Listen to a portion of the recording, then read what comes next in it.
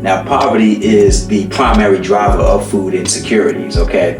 Because poverty, essentially, when you live in poverty, it affects so many other things. It's like a chain of events. It affects your consumption, so how you eat food. It also affects education too. So when you're living in areas of poverty, it may not be that you're getting the best education about nutrition, to keep you from going into food insecurities. And underneath that, I have what poverty also can lead to.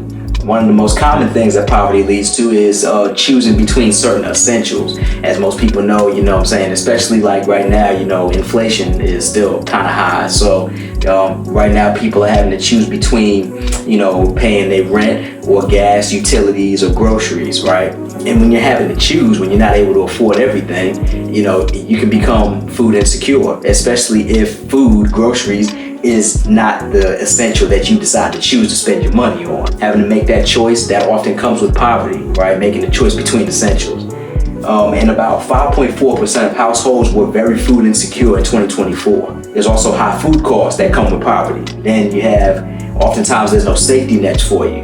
Now there may be some, which I'm going to get to later on. People who live in poverty tend to be in areas that, have food deserts, right?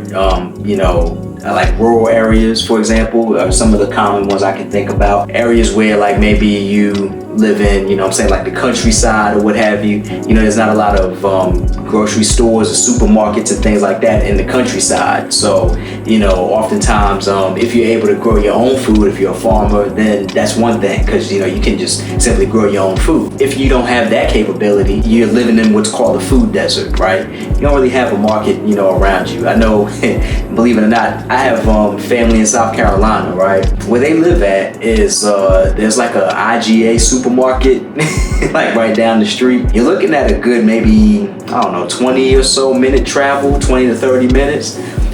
Past the IGA supermarket is like just a load of just open stretch of road with train tracks on the side and, trees and things like that.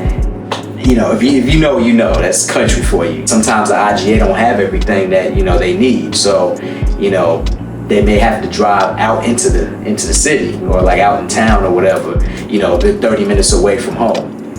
That also, leads me into transportation abilities here. In order for you to get to certain foods, to get to certain markets or what have you, to get foods, you gotta drive there or maybe take public transportation, right? Take a bus.